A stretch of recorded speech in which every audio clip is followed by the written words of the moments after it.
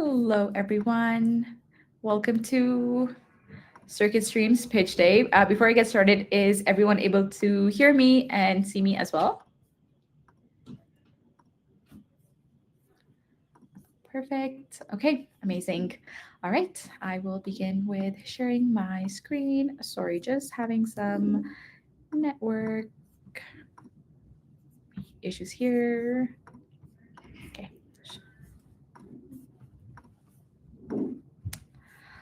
All right. Okay. Hello, everyone, and welcome to Circuit Stream's Software Development Pitch Day today. Today, we're celebrating the amazing journey and graduation of our February 2026 Software Development Bootcamp cohort. Over the past few months, these students have really sharpened their skills and taken on real-world challenges and built solutions that highlight the creativity and mindset of true software developers. This event brings together an incredible mix of industry professionals who are here to hear fresh ideas, graduates as well that are ready to showcase their expertise, and our community excited to get a front row look at the future of software developers. You're about to see some really innovative projects, some amazing strategies that students have applied, and also some problem solving skills that will help shape the products and software products and experiences of tomorrow. So let's celebrate their hard work and their courage to pitch and the exciting careers ahead. A few things before we begin today. So today's event will be approximately 2 hours.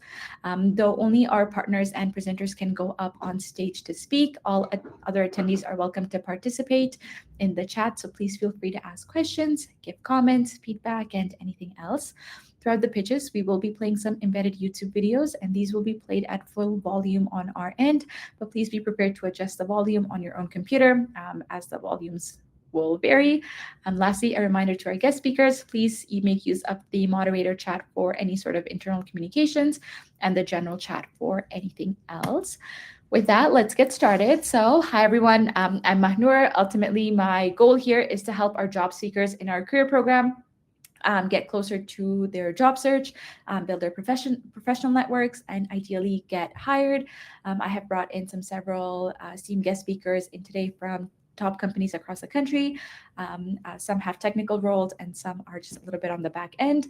My hope here is that this is an opportunity to network, connect, and chat about the software development industry. At Circuit Stream, our mission is to bridge the gap between learning and industry skills, and my role is to help take students everything that they've learned into real career momentum. And yeah, with that, let's get started with a quick overview of the events for today. So after just some kickoff items, I will call up the coaches, the career coaches who have worked alongside our students. And for this cohort, students have been working really hard and the career coaches have been working hard with them. And then after that, we'll just do some partner introductions. So our guest speakers for today, after each individual pitches, we will have our guest speakers join us for about a 6-minute question and answer session for each of the students. And then lastly, once all the pitches are done, we will just do a wrap up. So just a little bit of a background on us.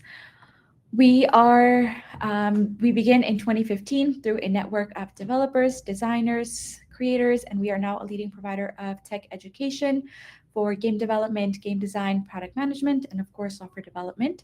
Our primary goal is to provide future-proofed and industry-relevant skills to folks looking to pivot into tech, upskill, and learn about the technical aspects of the industry.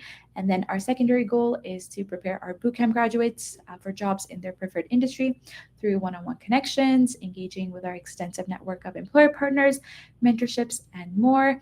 Since our start in 2015, we have now educated over 50,000 learners globally, and we are constantly updating our curriculum to stay ahead of the curve. Circuit Stream is also educational partners with several top universities across North America to provide technology education for both youth and adult learners. Sorry.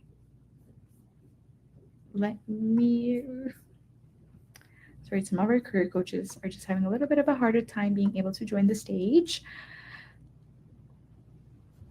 In parallel to the technical programs that Circuit Stream offers, we also provide an optional career program to our bootcamp students.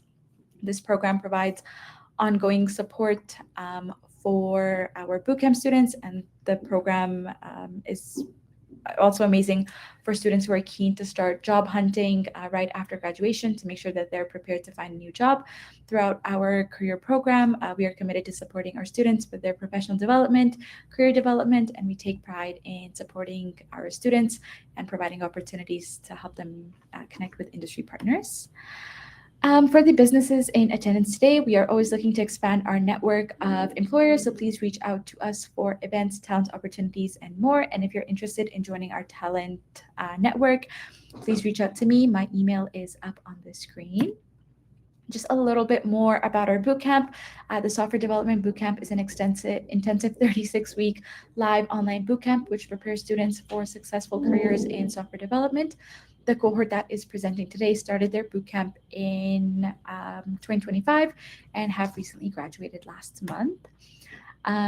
Their capstone project, which is what they will kind of be presenting today. At the end of the bootcamp, students were given 4 weeks to create a fully functioning app with different software applications. This gave them the opportunity to showcase their skills in software development and design. The criteria that their assignment was based on was the architecture, code quality, framework, library usage, testing, debugging, devlog, and then deployment as well. With that, we have our career coaches. Let me see if I'm able to have them up on the stage.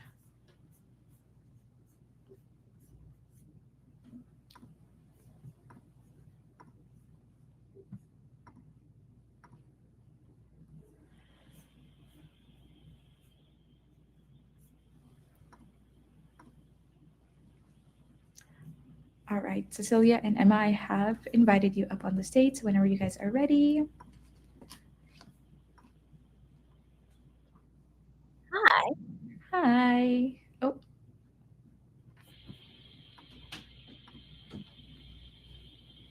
Oh, hi, I see it. hey, Cecilia. Hi, Emma. Hello. Hello. There we go. We figured it out. So, like I had mentioned in the chat there, my name is Emma. I'm one of the career coaches here at Circuit Stream. I work alongside Cecilia in developing and delivering a lot of the career foundational programming that we work on with the students. So, we work with them through workshops and on a one-on-one basis just to make sure they're as ready as possible to take their technical skills into the workforce. Yes, hello. And to echo what Emma said, we were very fortunate to get a chance to meet the students in the beginning of their program and work with them throughout. As Emma mentioned, with workshops and one-on-ones, we get to meet the students where they're at in the beginning and match their job search to that. We also get to help them prepare for pitch day and support them throughout. So thank you, Emma, for that great introduction, and I'm so happy to be here today. Thank you for being here. And you guys do such an amazing job with our students and tailoring all the advices based on where the students are at. So thank you so much for being here with us. With that, I would like to now invite the industry partners on stage. So if I could please have Aaron join the stage and just tell us a little bit about yourself, where you work currently, and all that fun stuff.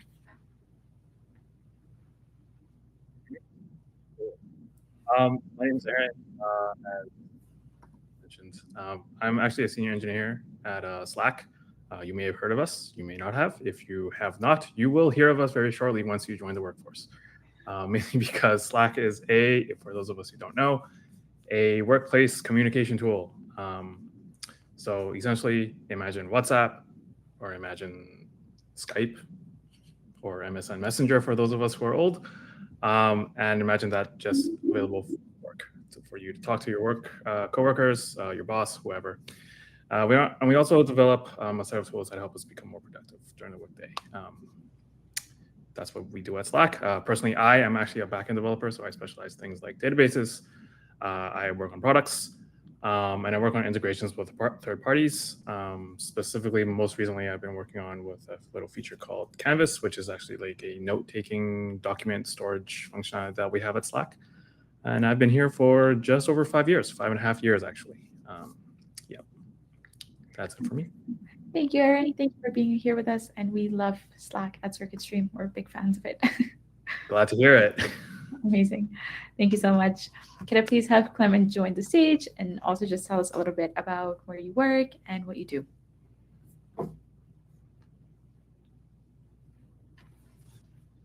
Hello, everyone. Can you hear me okay? Yes, thank you. Yes. So I'm a software developer at Desjardins. If you don't know Desjardins, it's the biggest Quebec bank. So I've been at Desjardins for over a year now, and basically I'm working on the Accéder application, which is the mobile app and the web app. I develop features in many technologies, depending on the project and when we start the project. So I touch a little bit of everything from development to production to testing, some continuous development and integration, pretty much everything.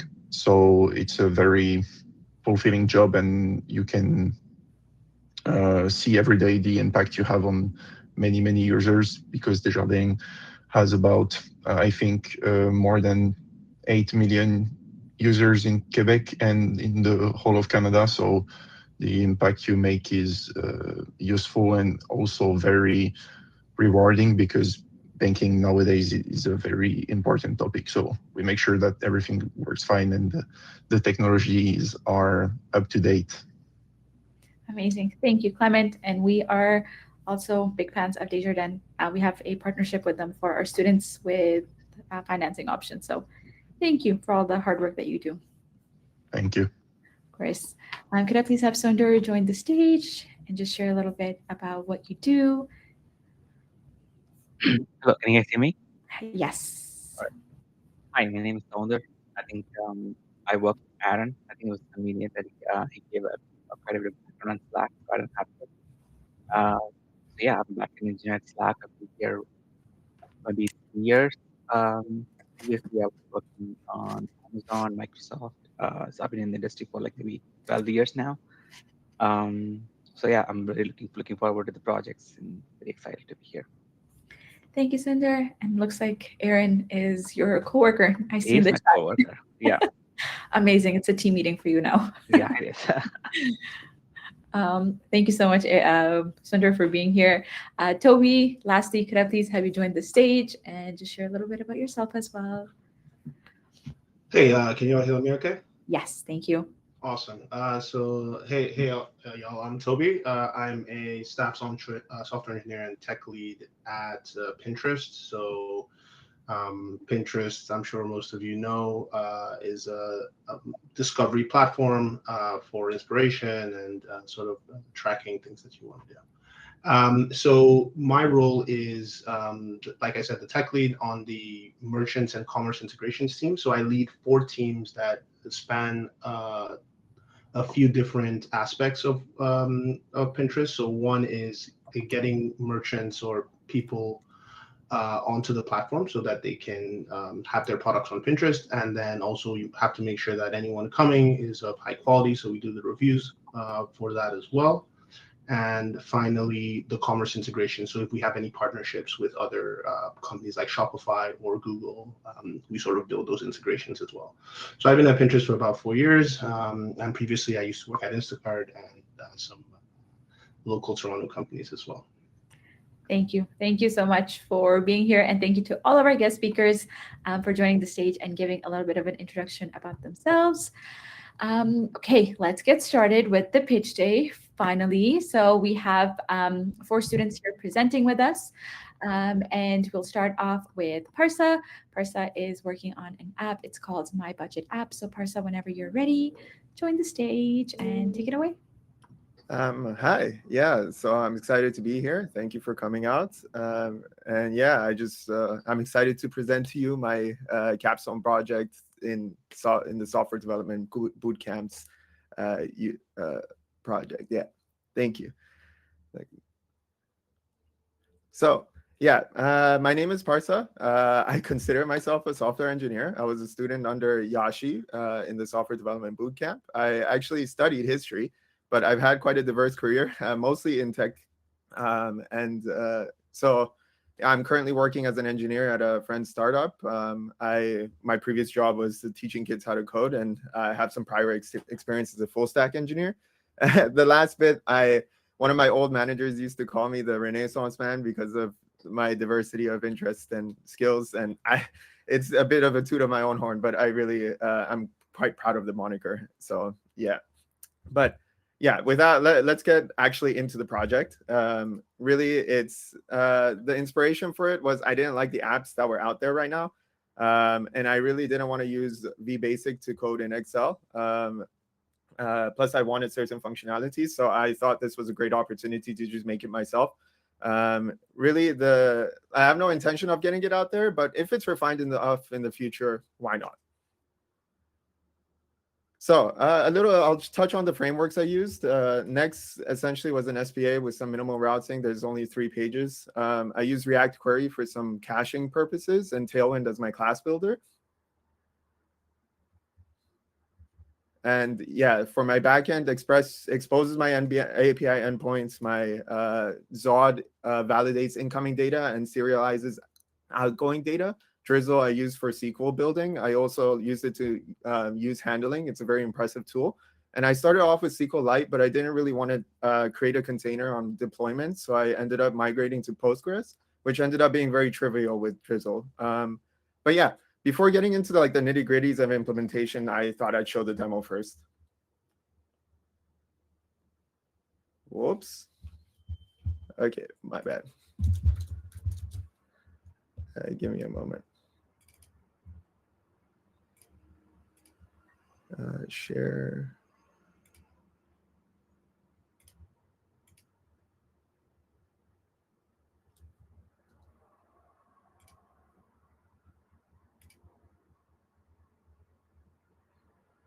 Okay.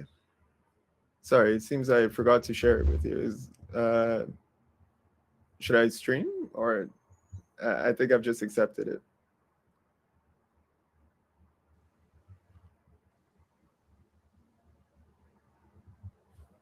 Welcome to My Budget app. To start, you will need to sign up or log in using an existing account to access your account's transactions and analytics. You will then land on the dashboard where you can perform CRUD operations on accounts and categories.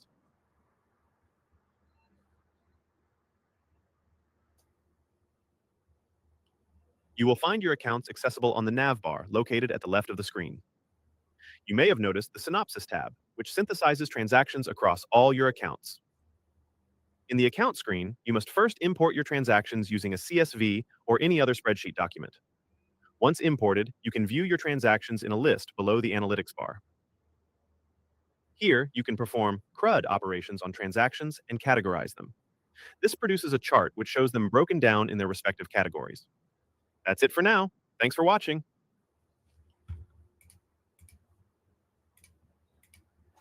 Yeah, so that's what it looks like.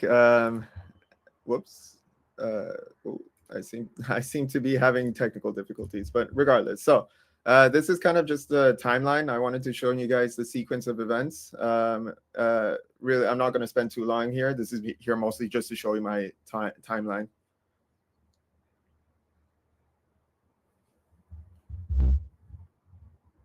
So I started off with authorization and authentication. These are done through access and refresh JWTs. They're embedded in cookies, which became a point of pain. We'll get to that later. And each thing is routed through their respective middlewares. I mean, Next calls it proxies now. But really, I do think I have to secure this even further. Right now, the refresh cookie is exposed to the client, and I'd like to constrain that to a certain path. Especially as I integrate any fintech into the application. So I've looked into it. There's possibly a BFF pattern that I came across that might be more efficient, but it's something that I'll have to look into and refactor. Next slide, please.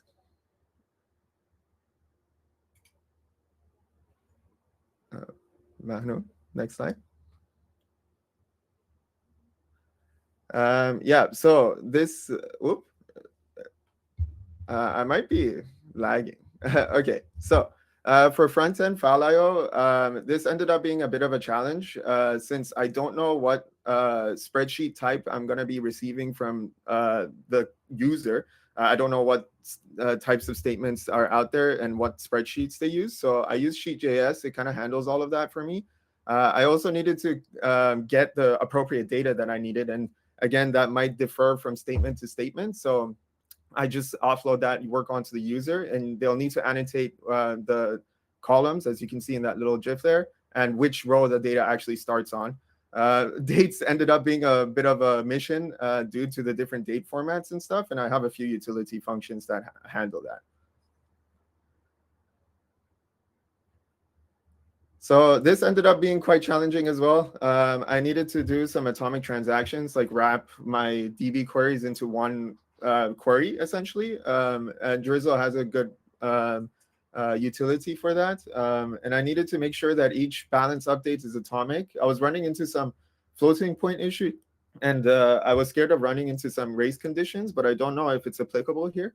But regardless, like I thought it would be better to package each transaction, each CRUD operation into one big transaction, so that I lessen the query calls, and two, I don't run into any logic issues. Next slide, please. Okay, so the analytics, I'm ashamed to say I didn't know actually SQL can aggregate your data. This part ended up being very trivial in the back end. But the front end ended up being what was the struggle. I started with read charts to display the data, but I really didn't like the way it functioned. It was kind of, the DX was rough.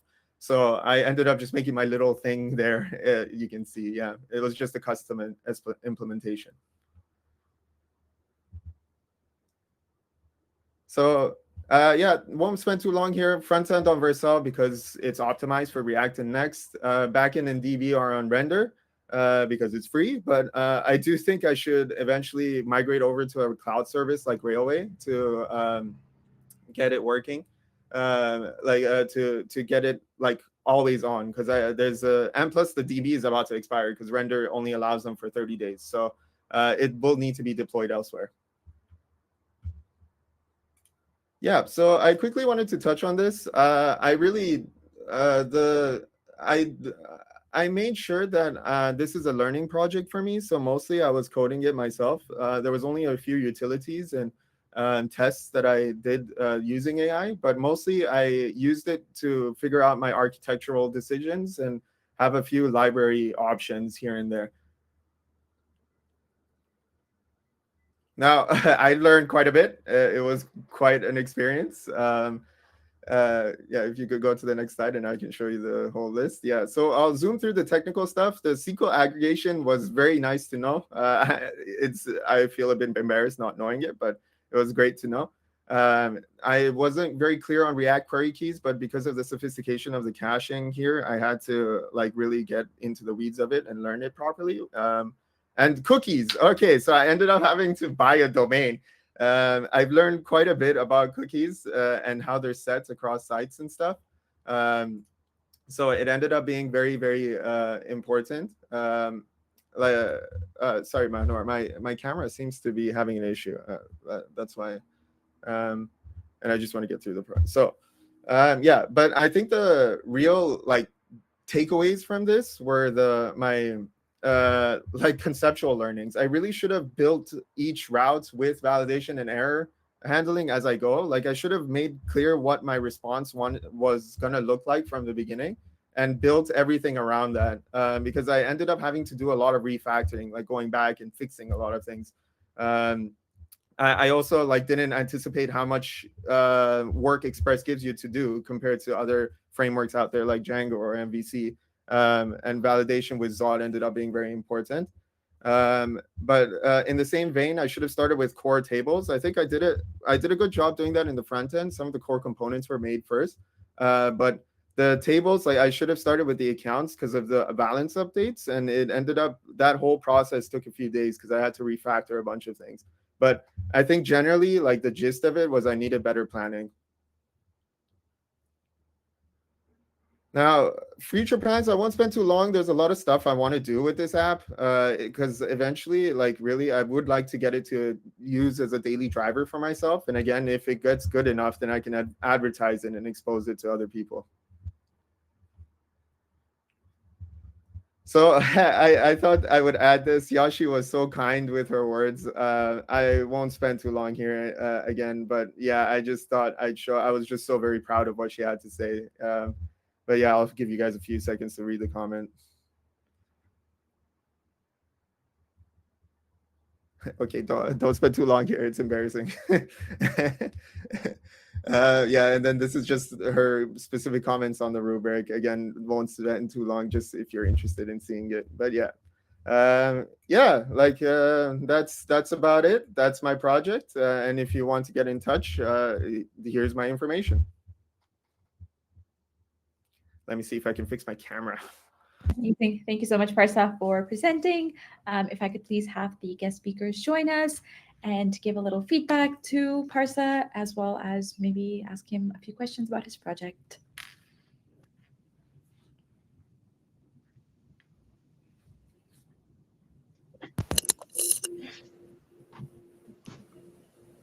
All right, go ahead.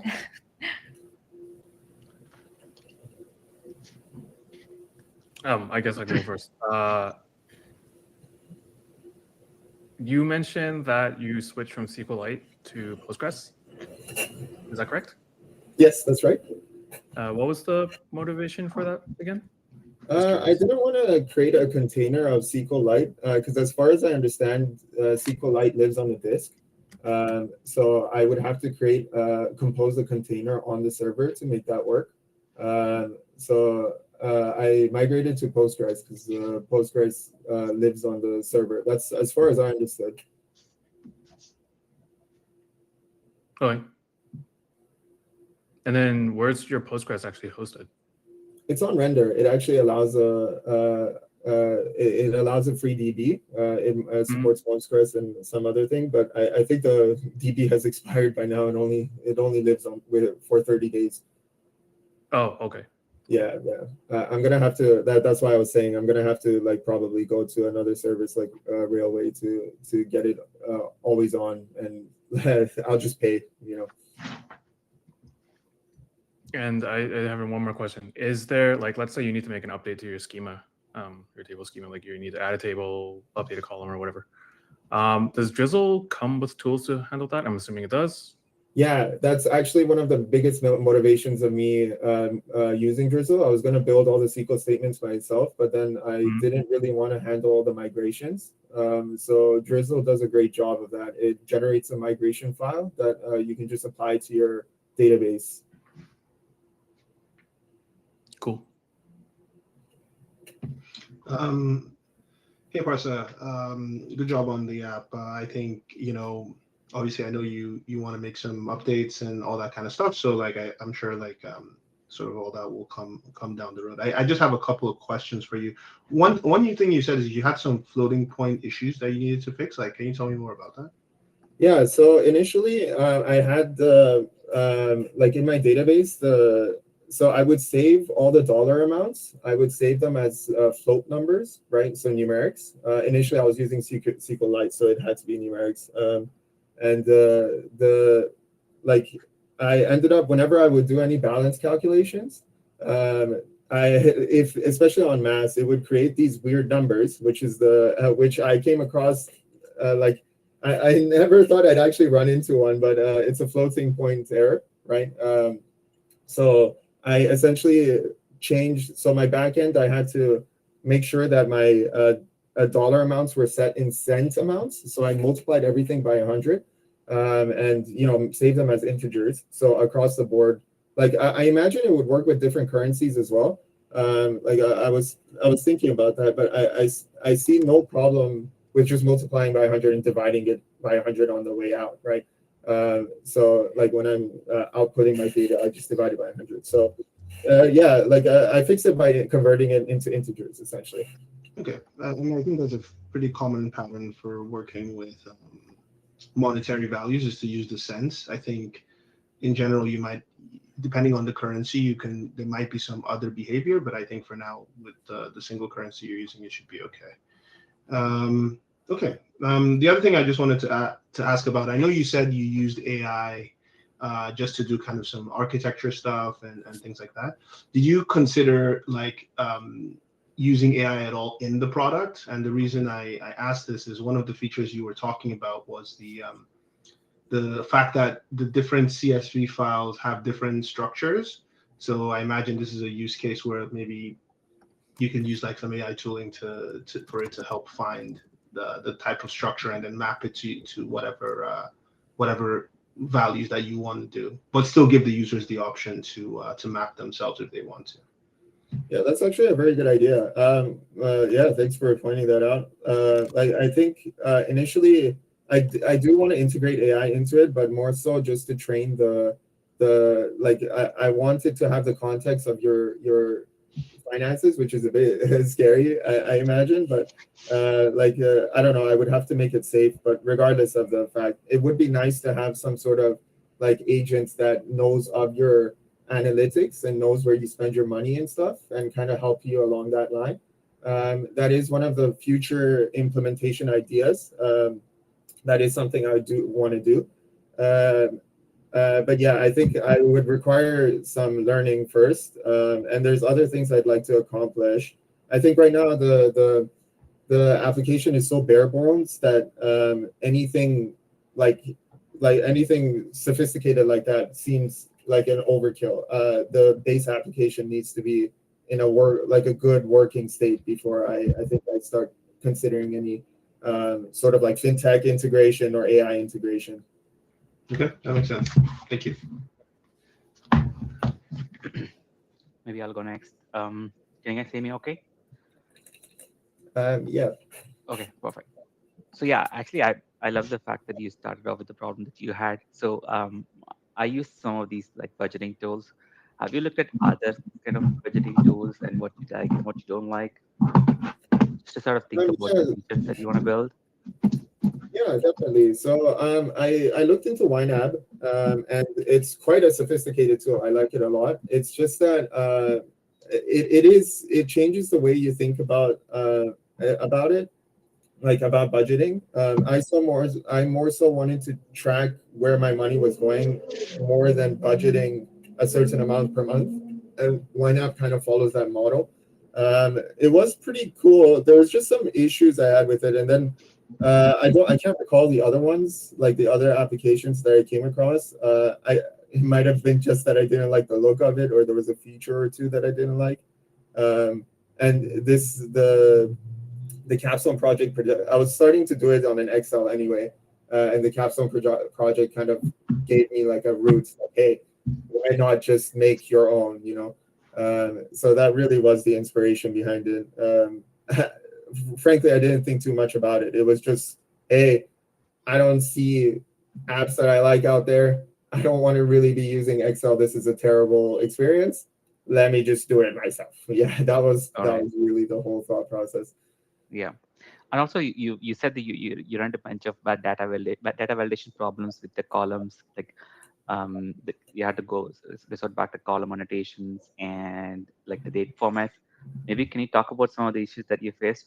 Like the transactions are all. Yeah, definitely. So actually, initially, because we only had a 4-week window, and it was my project was I think like where I wanted to get to was quite ambitious. I didn't really get there, but like at the beginning, I just started coding. I just started getting features out. So instead of like validating as I go through, I wanted to get some features out, and then retroactively validate things. That was an extremely poor decision, mostly because like Express. So I've worked with other frameworks like Django and ASP.NET MVC.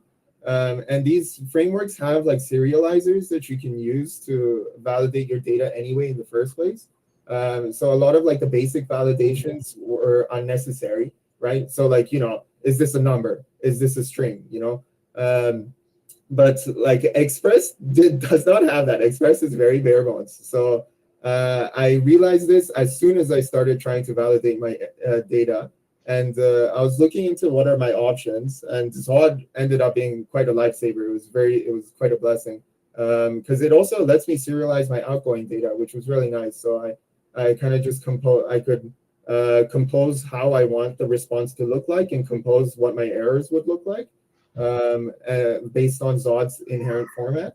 And kind of just I then ended up like I have a reducer on my front end that like takes in the error from the API and maps it out to each independent field. So it's actually really, it ended up being a very clean design. I was very proud of how it ended up. I really, really wish I started with it, because I think it would have saved me a lot of time, which would have, I would have ended up with more features on the project. All right, sounds good. So yeah, there are some online communities on Reddit. Maybe they have, they request a lot of features. I could think of a search would be an immediate feature you can add. It adds a lot of value. You can just add a search feature. Like just import like thousands of transactions. You can just search through one of them. That'd be a good start. And so yeah, great job. Yeah, thank you. I appreciate it.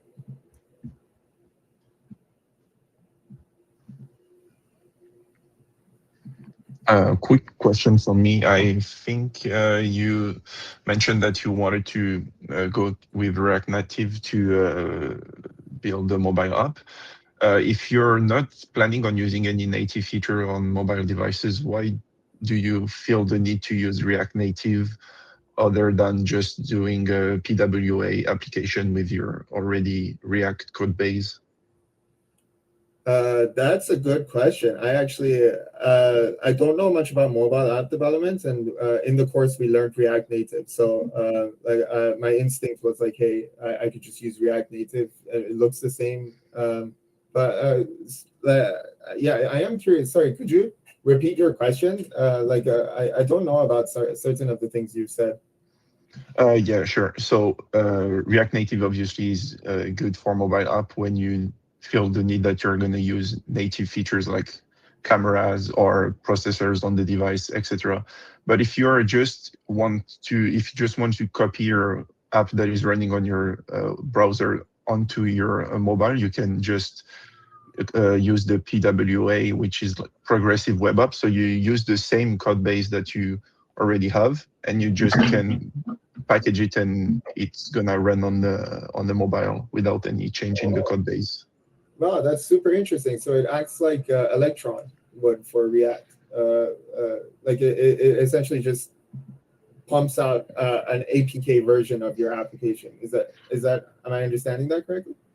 I've to be honest, I've never really used myself a PWA right for now yet, but I'm going to. But I know that it's gonna work, so I assume it works as the same as the Electron app on the device. But you can also package your app with PWA and go through the whole process with Apple Store and Google Play Store and get your app approved, even if it's not native code. Oh, wow. Okay, awesome. Yeah, that's great to know. Yeah, yeah, I learned something. Oh, yeah. Wait, let me actually write that down. Thank you. I appreciate your feedback. No problem. Thank you, guest speakers, and thank you, Parsa, for presenting. If I could please have everyone leave the stage so we can have our next student presenter. Thanks again. Thanks. All right, Fahra, join us whenever you're ready. Can you hear me well? Yes, we can hear you perfectly fine. Whenever you're ready, go ahead. Okay. Good evening. I'm Fakhra Mohammed, and I'm excited to introduce my application, Healthify, to you. This is a high-velocity workout orchestrator designed to eliminate log fatigue. So let me start with a brief introduction. I come from a graphic design background. I studied studio art and arts management at the University of Toronto. Upon reflecting on my interest, I decided to switch my career into software development. As a software developer, I maintain a user-centric approach. And in Healthify, you will see how I've merged aesthetic simplicity with robust engineering to solve a specific problem of user friction. Have you ever experienced you are overwhelmed with the amount of information presented to you when you open a fitness app? My brother, just like other athletes, he wanted to spend his energy and time on his bench press instead of complicated nested menus. So I built Healthify to offer a zero friction tool that keeps the focus on the training instead of the screen.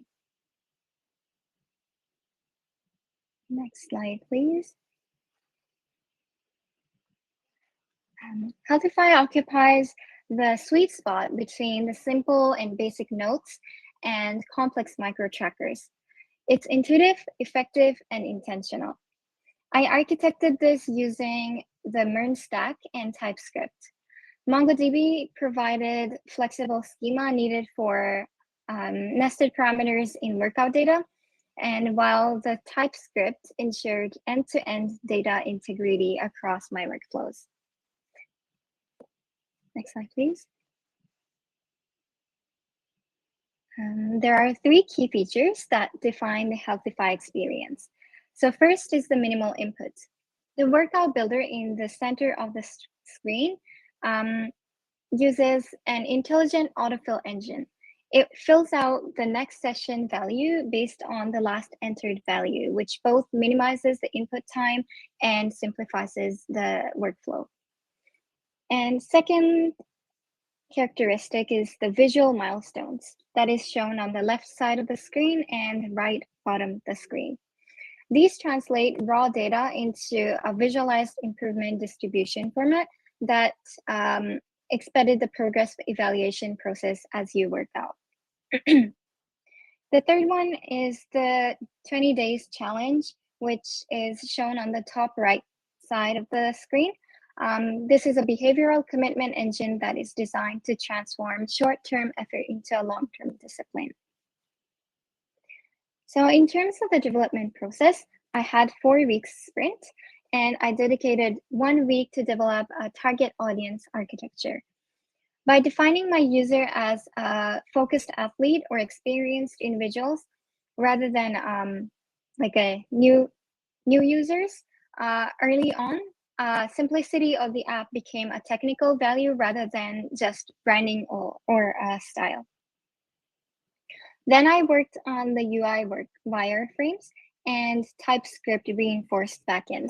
And then I deployed the app on render.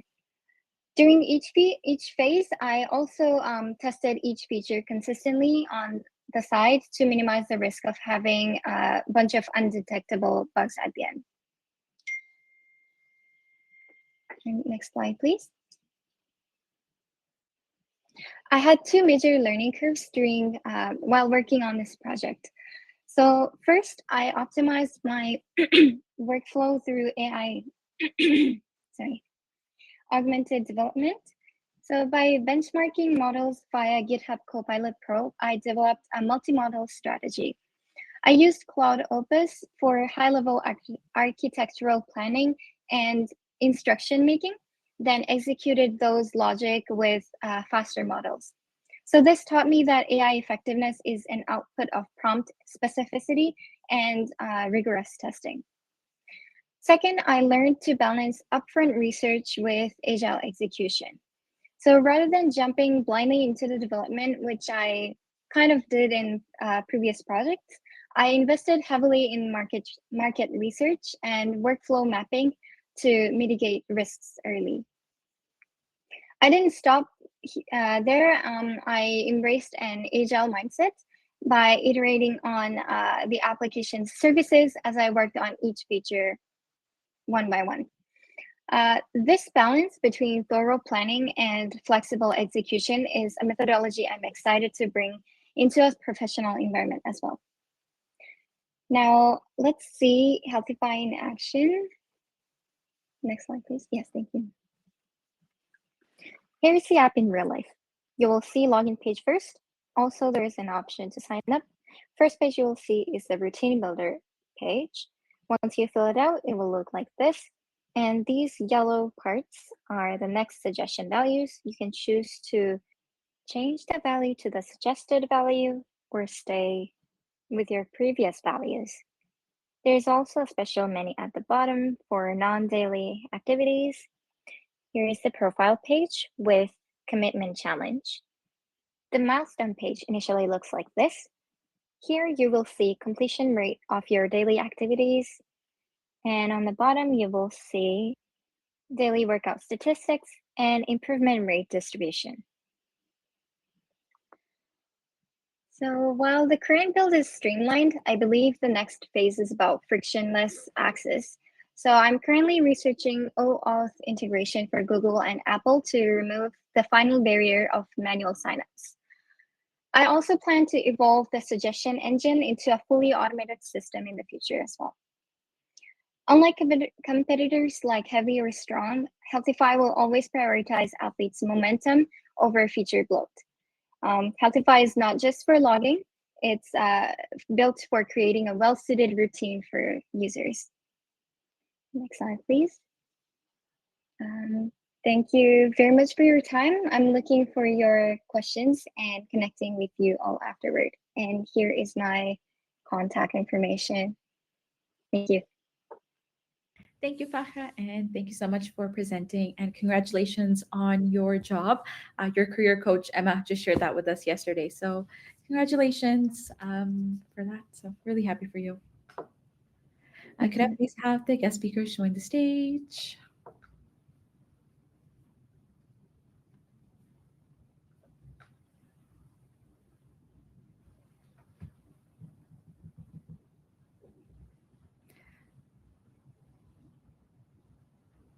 All right, start us off, Toby. You already have your microphone unmuted. Yeah, for sure. So great work on the app. Also, I again like to hear that sort of you're taking the approach of, AI assisted development, and also one of the things that I found interesting was you talking about using the more powerful models for like the planning and the sort of smaller ones for speed, which is kind of is a common thing that people do now. So I think that was really good. One thing I'll just ask is like, what do you think about an app like this? Have you looked into things around like privacy, security, and those kinds of things? And how do you think about that? Because if it's health related, sometimes there's a lot more. If you have something like this out there, there might be a lot more scrutiny around that kind of thing. Right now, I hadn't thought about much of security, but only for signups and login information, which I did using like JWT and Bscript. But yeah, I will definitely look into it and definitely integrate those as well. Okay, sounds good. But yeah, all looks good. Thank you. Thank you. Okay, maybe I'll go next. So yeah, great presentation and great product. I was just curious about how are you calculating the next set of like the workout routines based on the previous entry? Like how are you kind of suggesting that? Is that just you manual? Like is there any heuristics around that? Currently, sorry if you okay. Currently it's a manual type, not type, like really, like you will select the numbers and you will type the title of like or activities. So it's all manual, and the next suggested value that I mentioned is based on you will have like a section to write like a memo kind of thing, like what value you want to put for the next session. Like you want to increase by 1 kilogram of weight or something. Like in that, yeah, like when you record, you will have a set of lists to input, and that next suggested value will be used on the next session. It will be pre-filled, but you will have an option to like accept it or decline. If you decline, it will go back to the last session value. So that's what I meant by like manual. And so like I want to in the future automate like the whole process by like I have the data that user inputs for each session. So like maybe that data could be calculated to like like how do you say like calculate the next session value in the future and then suggest it that way without Mhm. users having to manually input it. Okay.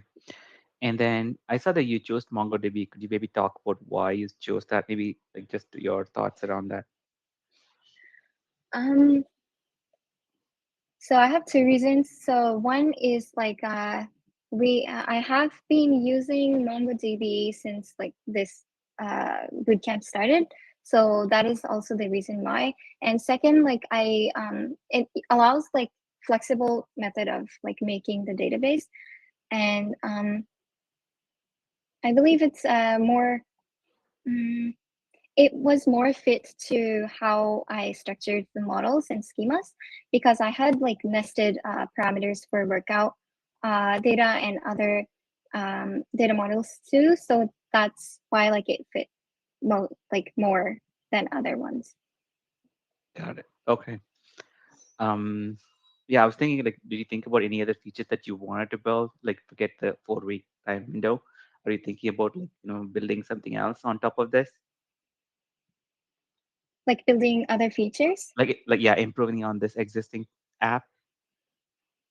Yes, definitely. Like currently, I don't think this is a like very competitive app. Like if I were to like deploy it in like I don't know, if I were to make it into like actual app or web app and like among the market. So in terms of the feature, I'm planning to automate the suggestion engine and then also like the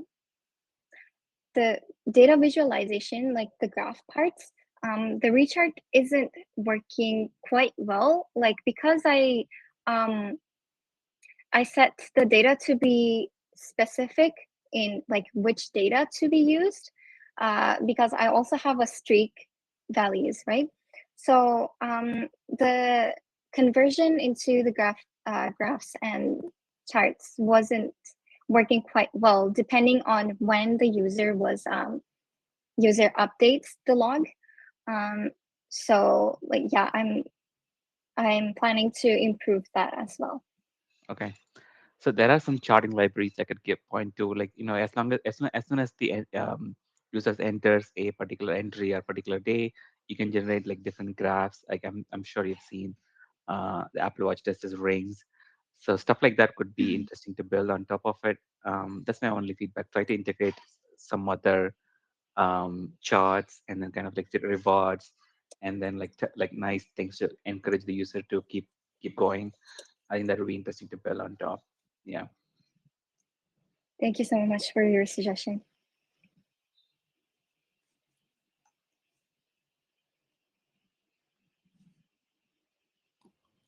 Fakra, hi. First of all, Hi. great work. I do have a question actually. Have you considered, so this is a health tracking app, right? And I think Toby touched on it a little bit about security, making sure we're like, hey, like this is pretty sensitive data. Have you also considered things like integrating with other fitness trackers, fitness applications? So things like Apple Health or like Fitbit or whatever Google does. I'm not sure what Google does, but there's all these third-party platforms that exist around fitness tracking. Are we planning to integrate with those in the future, or like how does this compete with those? If I can, then I would definitely, because that's another like barrier if I don't do it. So I'm sure like definitely many others have tried like those famous fitness apps. So I would consider it like definitely. But I'm not really sure how to do it yet. So like I can but I would love to integrate that as well. Cool. And I did actually have a question about your tech. You said TypeScript. So TypeScript, obviously, like, you can use, why TypeScript actually? That's my question. Why specifically TypeScript? Data integrity. That's why. Can you expand a little bit more on data integrity, actually? So before TypeScript, I was using JavaScript, and I know that it's similar, but it focuses more on the types of like the sorry, I forgot the term, but like it is more specific, and it's more format specific. So like it's more, it prevents more bugs rather than just like me trying to like access different kind of variable like that is not accessible, for example. So I that is one reason, and another reason was that like I was using TypeScript prior to, like, right before this project, so I was more comfortable using TypeScript. Oh, okay, cool. Yeah, just being curious. Yeah, and you're right. TypeScript does like it eliminates a whole class of bugs because, like, for instance, you know something's a number. You're not like hoping it's a number. It is a number because that's what it specified. So yeah, that makes perfect sense. Thank you. Thank you.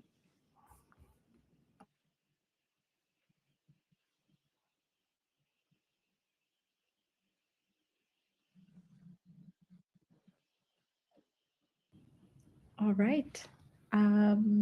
Thank you, guest speakers, for sharing. With that, could I please have everyone leave the stage so we can have our next student ready to present with us? All right, Samuel, join the stage whenever you're ready. Hi, everyone. Thank you Hi. for being here today. My name is Samuel, and today I'm introducing AniBattle, a competitive anime quiz platform. Anime has a massive global community. Fans, they watch shows, discuss theories, and test their knowledge online. However, most of these experiences are passive. Fans might watch content or take simple quizzes, but there isn't a platform where they can compete with others using their anime knowledge. Next slide. Before diving deeper, I'll briefly introduce myself. My name is Samuel Yang, and I'm the founder and full stack developer behind AniBattle. I built the platform end to end using the MERN stack, MongoDB, Express, React, and Node.js.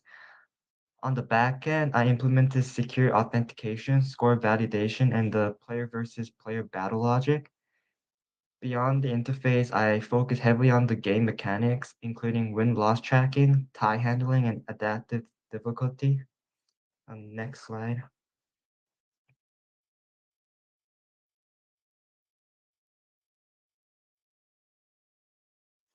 Now let's look at the problem that inspired AniBattle. Anime is one of the largest entertainment communities in the world. Millions of fans watch shows, discuss theories, and test their knowledge online.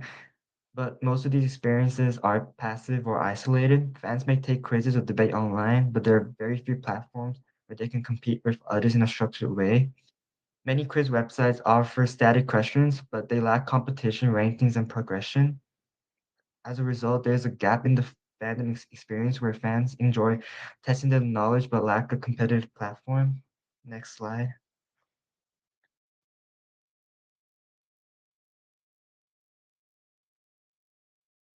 AniBattle transforms passive anime consumption into structured competition. Instead of casual trivia, users participate in skill-based matches where players receive the same questions set and answers are validated on the server. The platform includes several gameplay modes.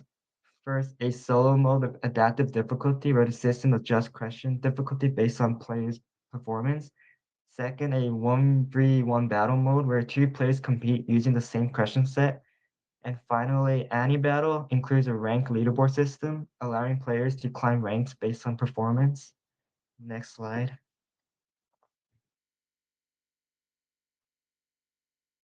How AniBattle works. Each battle follows a structured competitive flow designed for fairness. Both players receive the same randomized question set, ensuring equal conditions. Once an answer is submitted, it is locked and all scoring is handled on the back end to prevent manipulation. Results are revealed only after both players finish, preventing strategy changes during the match. If both players score the same, the match is recorded as a tie. Next slide. Here's my demo. So here's the login page.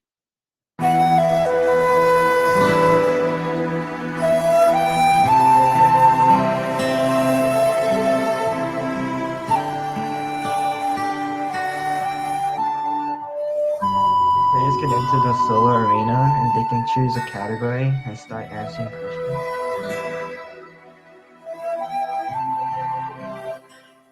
Each question appears one at a time, and once an answer is selected, it is logged and validated by the server.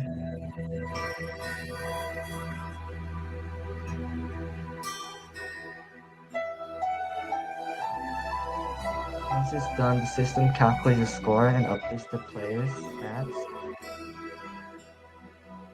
In battle mode, the same process happens between two players where both receive identical questions and results are revealed after both finish.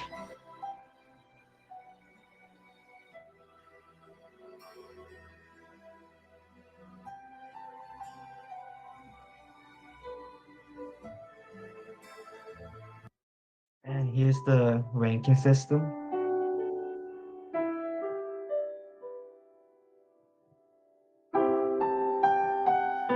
Here's your profile. Next slide.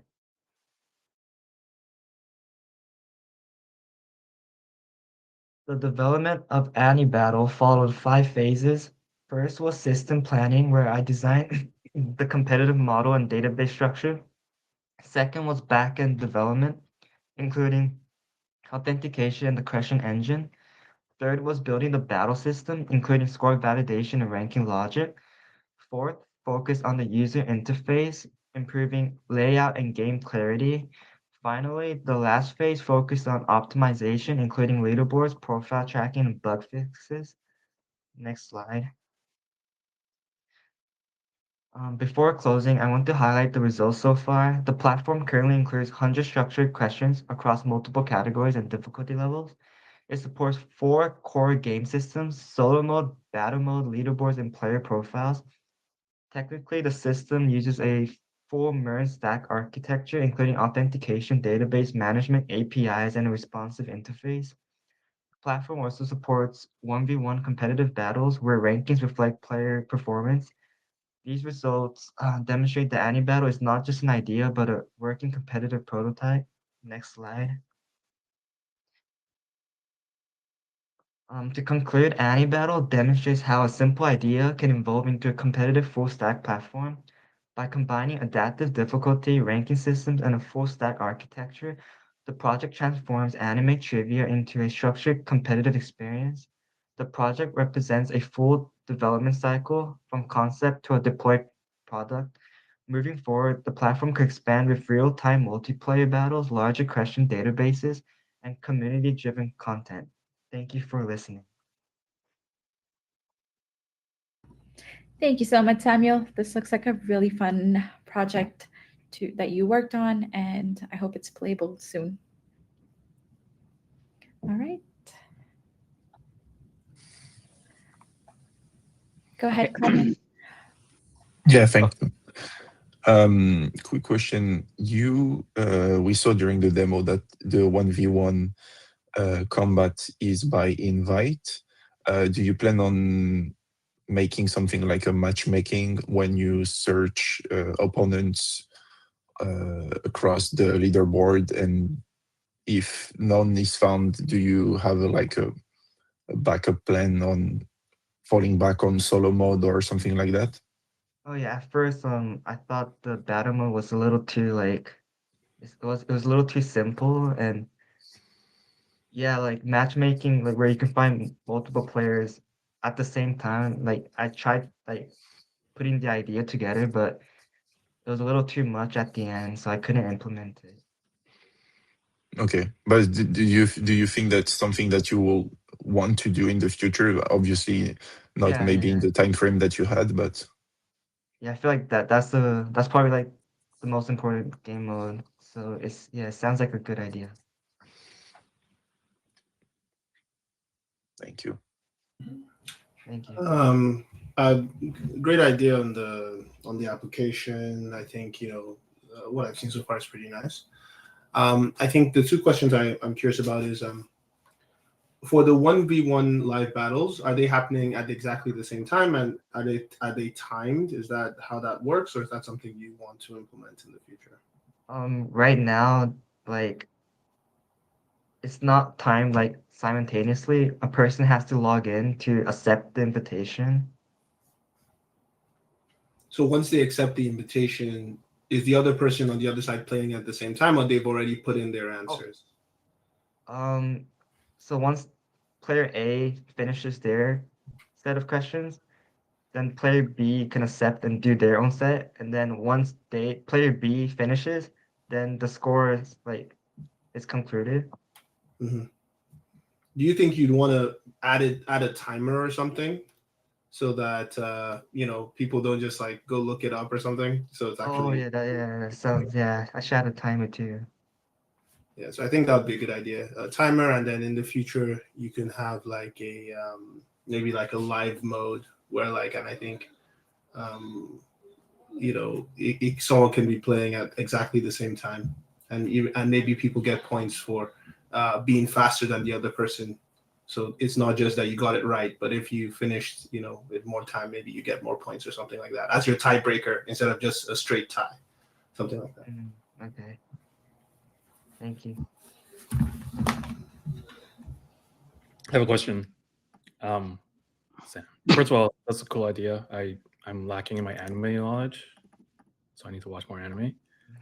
Secondly, I noticed you only have 100 questions. So theoretically, if someone does solo mode enough times, they will get the same question. Yeah. What happens if you get the same question twice? Yeah. So like when I first started this project, like I just tried like to test it with 100 questions first, but I couldn't like expand it later because I only had 4 weeks and Yep. yeah. But what does happen if someone answers the same question twice? Same, but I don't think this repeated questions in my project. But no, I'm saying like if they started solo mode like multiple times, Oh, then they'll just get it right again. Like, and would that count towards their score or? it does, yeah. Oh. So I think that's one thing we'll want to examine as well for the future. If you've seen a question, you probably shouldn't be asked it again, right?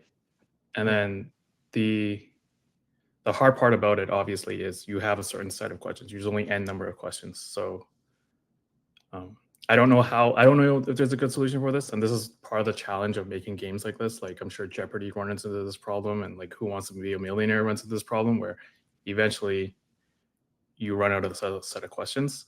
I don't know if you have a solution. Maybe you do. Maybe you're like the god of anime trivia questions and you just know all the answers and you don't know all the questions. Maybe you do.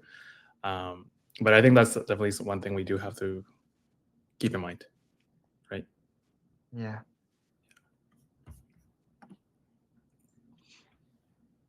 All right, maybe I can go next. So yeah, first of all, I want to say the really good UX. I thought it was really well built, and yeah, kudos to that. Um,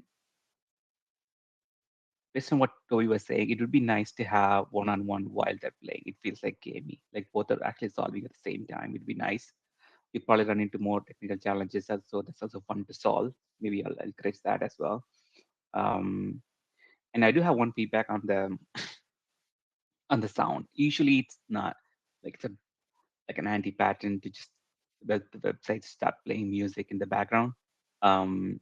Maybe just a quick UX is that you expect you could do is that if they want to play music, they can. But I think you probably should start off with no music, and then if they want to just while they're playing the game, or if they want to play the music, they can. I think that'd be a great UX improvement.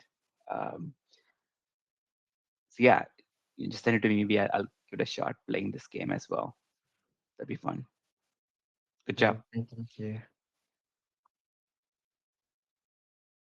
Thank you, guest speakers, for all your feedback, and thank you, Samuel, for presenting. If I could have everyone leave the stage just one last time. We have our last student presenting with us today. So, Frank, if you're ready, please join the stage. Can you guys hear me? Yes. Thank you. Okay, good luck. Hi. So hi, my name is Frank. I'll be presenting my college helper. Next slide, please. So I'm currently a fourth year's computer science student at UBC. So and I have experience working with JavaScript, Docker, like basic stuff through my computer science degree. I graduate next year, so the goal is to obtain mentorship or internships as a junior developer before and after graduation. I also enjoy playing games and like exploring new things and trying new sports. Next slide. So for my project, I was thinking of what as a student like did I like suffer like through my first 3-4 years, and I thought of studying, financing, and my career like after I graduate. Um, and through this, I found that I use like so many different apps for each of them. For ChatGPT for studying, budgeting apps like Empower, Clio, but which would charge me, and it wasn't like helpful. And Excel sheets to manage the jobs I apply for. I found that it wasn't like really helpful. It was just fragmented, and it's easy to lose info or just lose track of things. Next slide, please.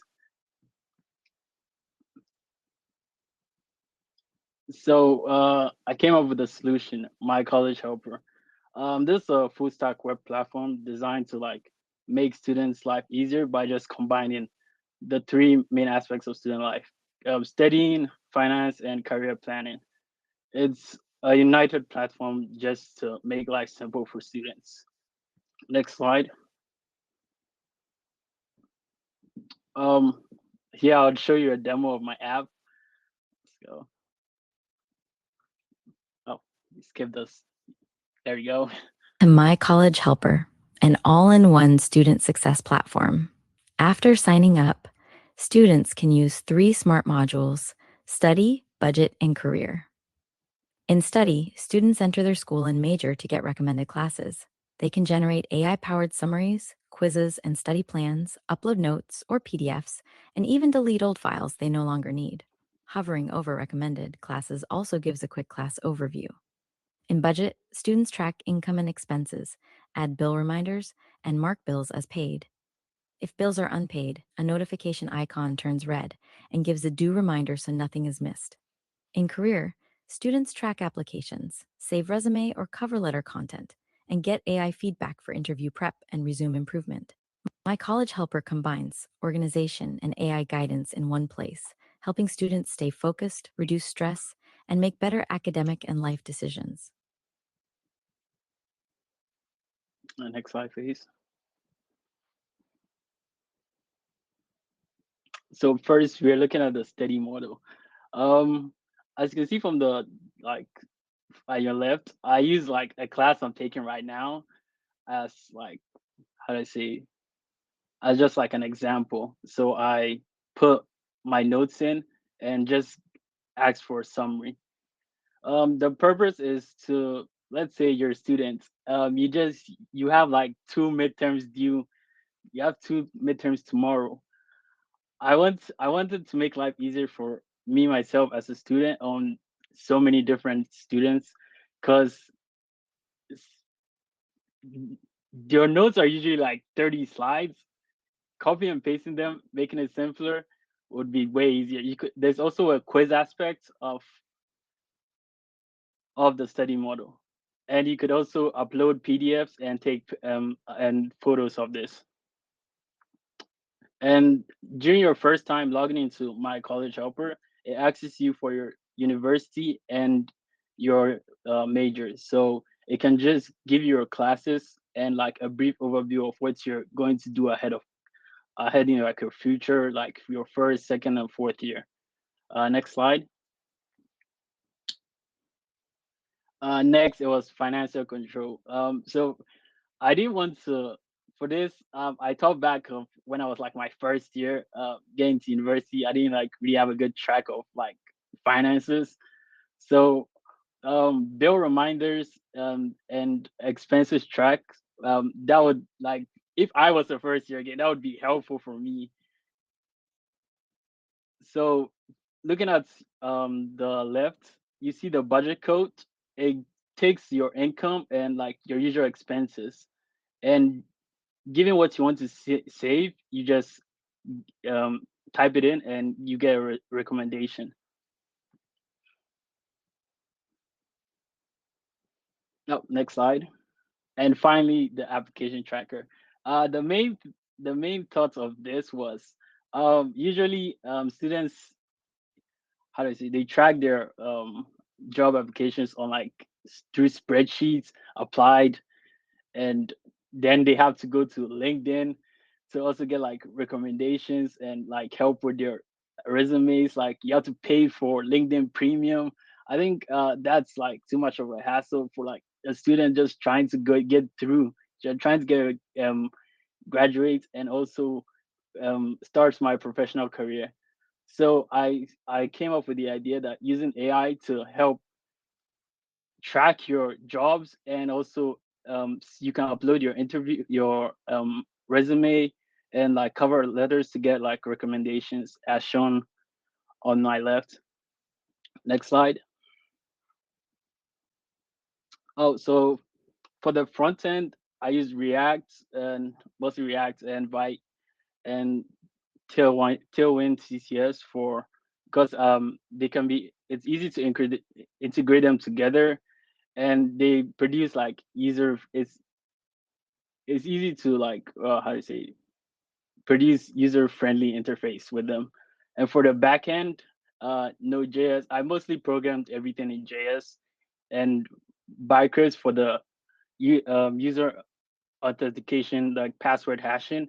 And for the database, PostgreSQL, mostly because it was online, and OpenRouter for the AI API because it can always be updated.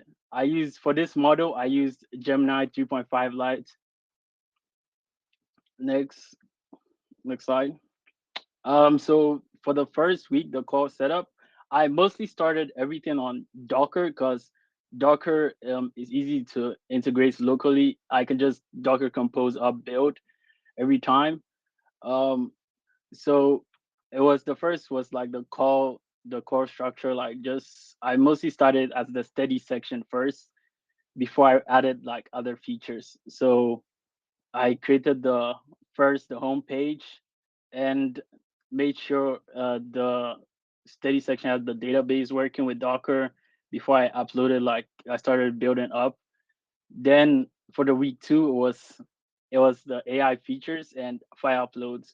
For file uploads, I use Malter, and for the AI features, as I said before, I used OpenRouter to get the code. I had to pay like I paid like $10 because I wanted something. I didn't want something free that would be slow. I just paid $10. So, and it's very cheap. I think it takes like 0.001 um per like thought for like question. So it doesn't really take much, but it does a lot. And for the as I continue, I went to the budgeting system. I created the notification system where it would alert me with JavaScript as through like user authentication just by checking, simple checking. And finally, it was week four. It was the recommendation system where using the AI, I did in week two. I used when a user logs in and asks for like it asks for your school and your major. That's when I updated the project to let's say like think as so the AI would know what's major you're doing. So I would look towards that, not just give you anything as a random student. Next slide. I think the results went pretty well. Um, I personally, if I had this in my first year, I would be glad. The challenge was like, how do I say, integrating like all together, making sure that the AI for studying wouldn't like just mash up with the budgeting, and also it would all the files will like it followed like a proper architecture. The next steps for my project are the main step I want to add. The next like idea I have is the break planning system. So looking for like spring break, what you want to do, I could add that to the system. I think that would be a great step for students, so that you don't always have to like, oh, I'll just stuck. I spring break is next week. What do I do? You could just go on the app, look at places where everyone's going, plan. Next slide. Um, as I said, I think students need this. It would be great if I had everything in one app: academics, finance, and career.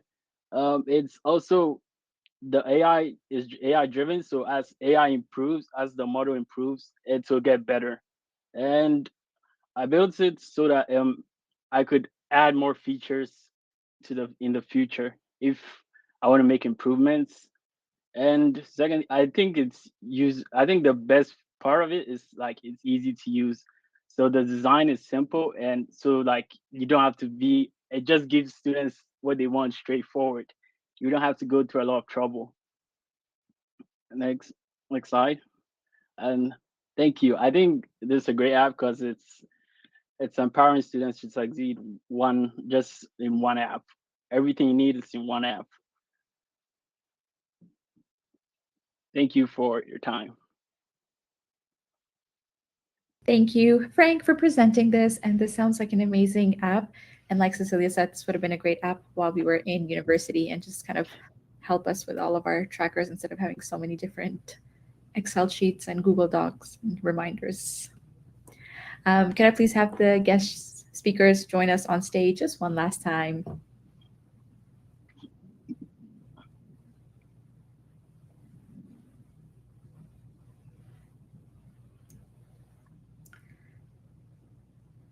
Okay, start us off, Sundar. So yeah, I think again, great UX. I thought it was very clean. It was very well organized. I thought that was a really good job. That um, another, yeah, I think I was just thinking that while you were presenting, you sort of build your own personal assistant, right? I think do you think about any other integrations that would make it like an eliminate the step where you have to enter your own notes? Like for example, I could think of like just integrate with your Mac. You should basically get the notes from your notes app Oh, or anything like that. like it would just get the data from my saved PDF. Like when I download it, it'll just get it. Yeah. I think that a personal AI assistant like Siri, that is like that would make like it just taking control over my phone. And um people are not just students, they're like you can be a student, but you're also like a different person. So I wanted to focus as a student. When you log in, you're a student. It doesn't just look at you like I don't want a personal AI assistant that will just run in my phone. This app is meant for students. Students, it looks what's the best for students. So instead of you downloading, instead of creating an AI assistant that will just take over your phone as a student, I think you should go to it. That's better than just Okay. yeah. I see. Okay. And I see a theme where across all these projects they use MERN stack. Just sort of your opinion. I want to know like what do you think? Why do you choose that stack? Like One sec. Mhm. One sec. Wait, can you repeat that? Did you like that the technology stack? It was always like TypeScript or uh, MongoDB, the MERN stack that you guys are choosing. Is there any particular reason why you choose that particular stack, or just something that you wanted to learn? Oh, I think it was because our instructor uses it the most. So when we're learning throughout the boot camp, that's what we use the most. So I see. yeah. I see. Okay. For me myself, as I was a student, like through my like college life, I've been using Docker. So everything Docker, anything like I'm building locally, I just build it through Docker, so that I can just do Docker compose up. If it doesn't run, I know I've messed up. Right. Okay. Yeah, And Docker then is great. Yeah. yeah, and I use Perfect. Fast API to like just test the endpoints. Got it. Okay. All right.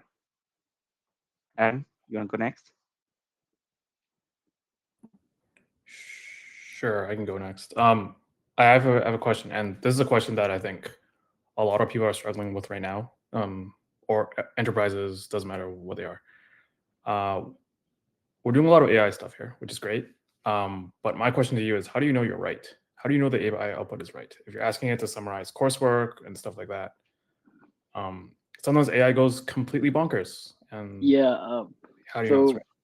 so first, I used the domain for every API. I domained it like API. So the API key, it goes for all of them. But I do slash like studying, so it leans towards studying, not just doesn't just give me like, how do I say, I ask a general like question and it leans towards studying. It doesn't just go somewhere like through the business section and just grab answers from there. It looks at your course, and then it goes to studying. So studying, then your course, your major, then it just gives you your answer.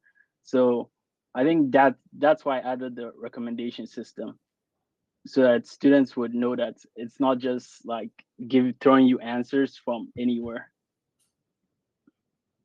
Okay. I guess the other question I had actually has to do with files. Where are you putting these files? Oh, I put it in.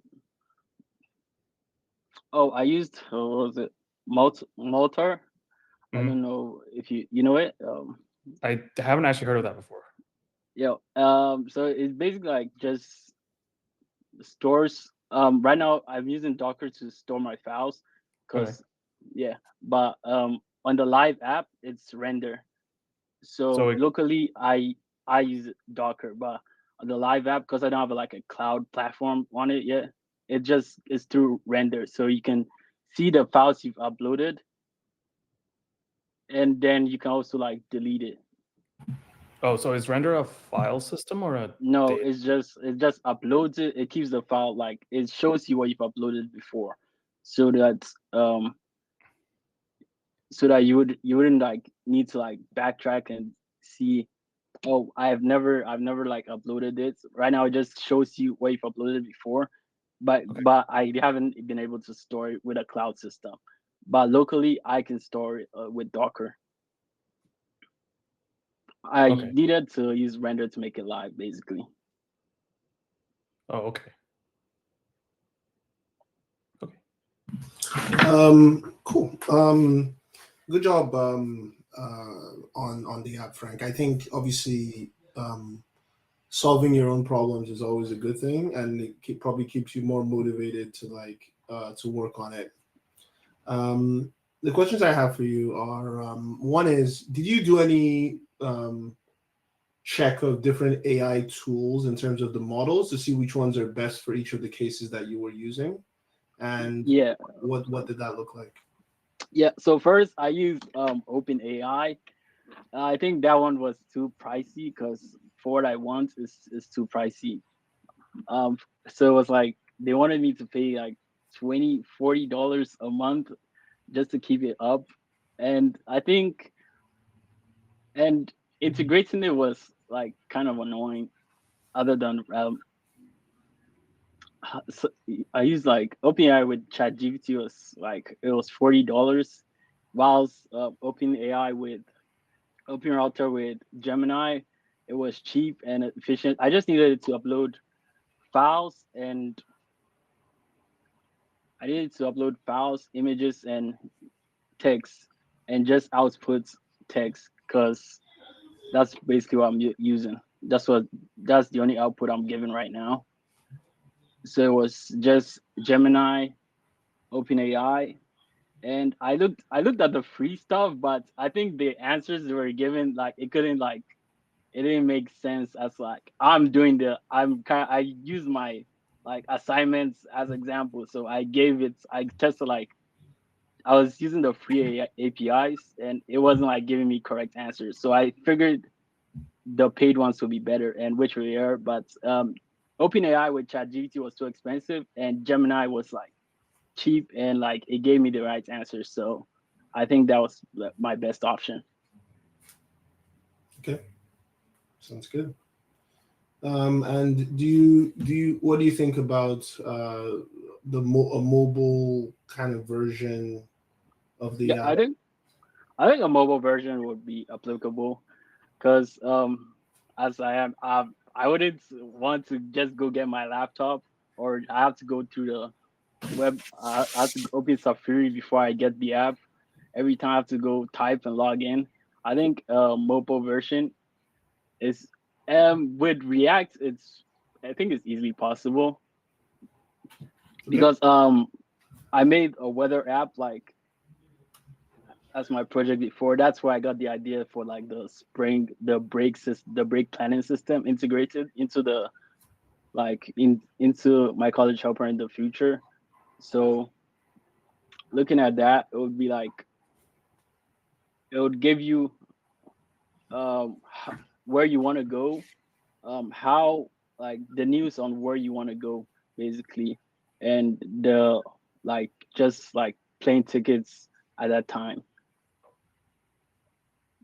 Okay, thanks.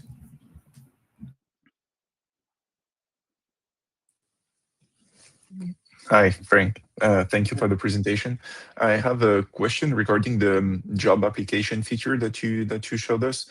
I didn't. I understand that you generate like resume and interviews question or cheat sheets for interviews, but how do you input the job application? Do you manually input the job application you made? That's my first question. Yeah, so you can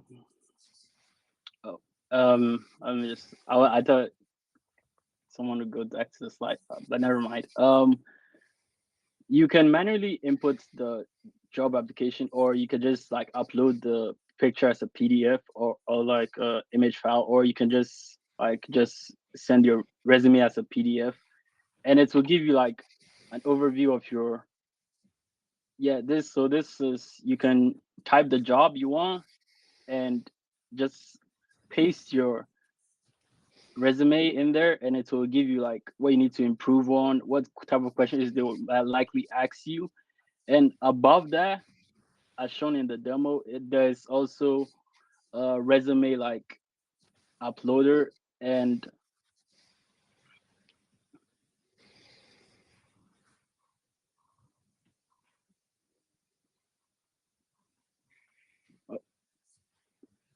where is it? Oh, no. So there's a resume uploader which will just give you feedback on your resume. And the first thing you see there is all there's a section in the beginning of at the top of the dashboard which shows the job you want, the company, and if you've applied. It gives you like a job menu if you've applied, messaging, interviewed, all those rejected, accepted. Yeah. So everything, if it comes to like inputting, it's manual, but like anything else, the AI just generates it for you. Okay, so is the resume or the interview prep tailored for the job application you made or you want to make? Yeah, that's why if you look at the left, it shows you type in job junior developer, and you just paste your resume in, and then it generates feedback. Okay. And did you think about for the future? I mean, maybe like a scraping of mainstream job application websites like Indeed, Monsters.com, etc., where you can, from your application, put some keywords, and then it's gonna scrape the job applications that could be interesting for you based on your profile and experience. So you could see them directly into your It's like a suggestion applications. system. Yeah. Oh, Instead okay. of you going and searching for them.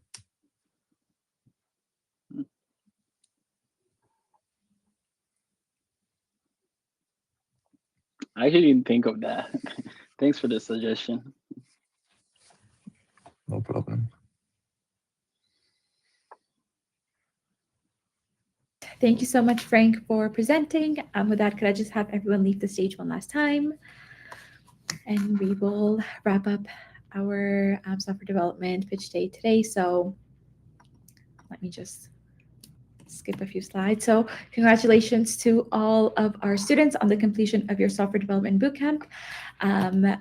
Thank you to all of our guest speakers for joining us as well. The technical insights that you shared with our students or graduates are invaluable as they start out on their careers. For those of you that are in attendance and are not partners yet, we have several opportunities to partner with us. Anything from speaking at events like this one to hiring our students. Please send me any questions that you may have. My email is up on the slides. With that, thank you so much for everyone. Thank you so much to everyone for joining with the event today. For any prospective students in the audience, please feel free to reach out to your advisor to discuss your next steps. And if you have any questions, they'd be more than happy to answer them. So thank you so much, and I hope you all have a lovely evening. Bye now.